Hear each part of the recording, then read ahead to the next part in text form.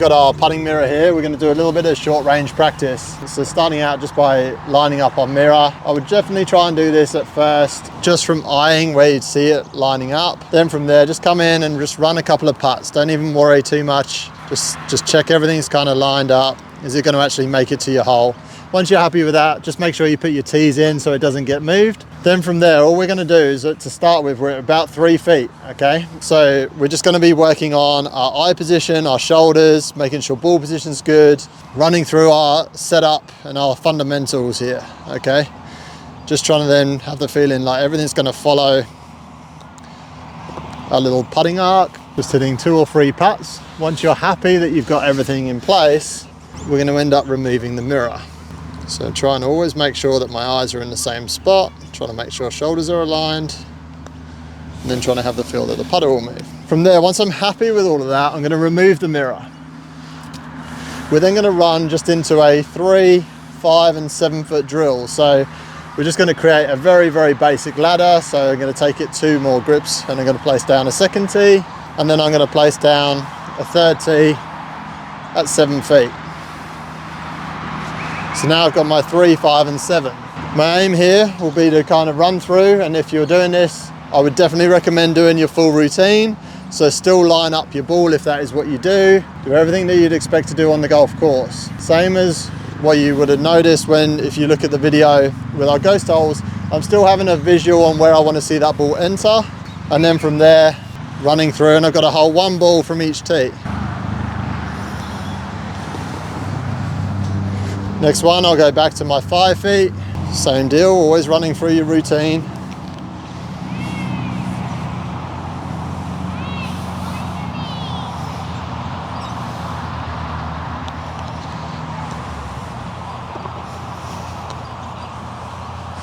And then finally, hopefully our 7 foot goes in.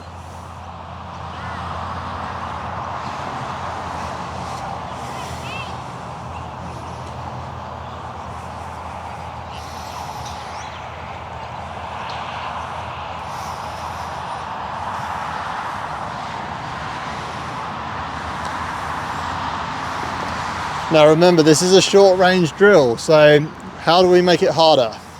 The aim would be that I never want to miss, and now we're going to go into our hole reducers. So we've got 2 different sizes. To begin with, I'm just going to go onto the bigger one.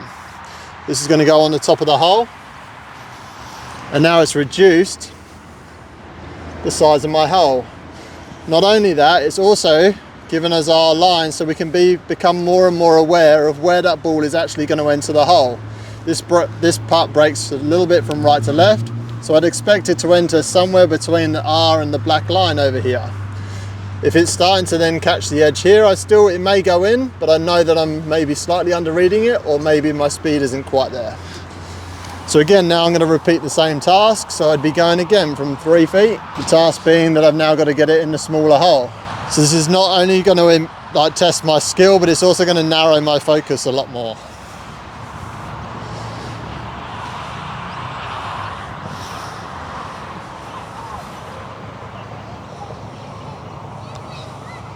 All right, so I missed, so now I've got to stay on the 3.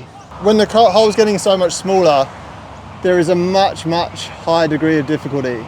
So I may get more frustrated with more misses, but the aim here is not to be frustrated, it's actually just to tighten up your skill level.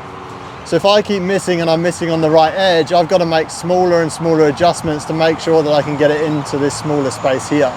Golf is one of those games that frustration always builds. We always think that we're better than we are. So if I'm now missing from close range, I've got to stick to a task, and it's going to help me build a little bit of my grit level, and I'm going to find out actually how mentally strong I am to stick to a task.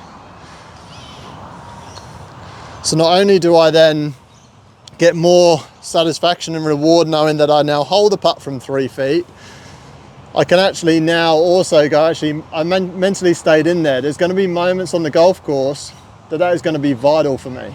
Now running from 5 feet.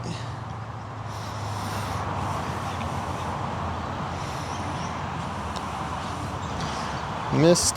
So again, it's going to keep much, much harder. So now from being 5 feet away, I've got to try and stick to the task, trying to run through, same routine, not getting frustrated and just dragging the ball in so that I can get the task done Focused on the entry point to the hole. No, that missed as well. You can make this task harder or easier by putting more and more break into the putt, or making it so that you have to end up going back to the start if you were to miss.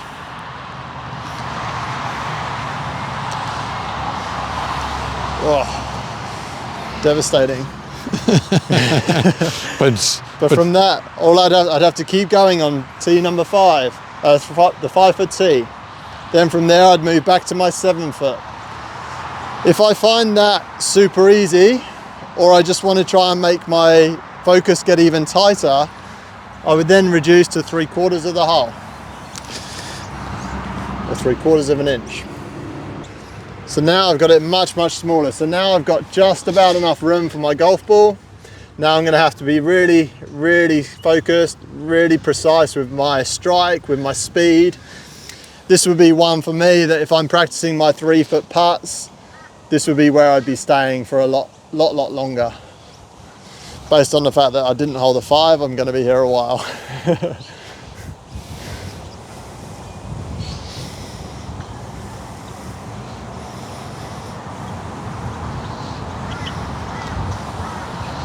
Oh, devastating. All right. It's not easy. No, it's not easy at all. So you're going to be stuck.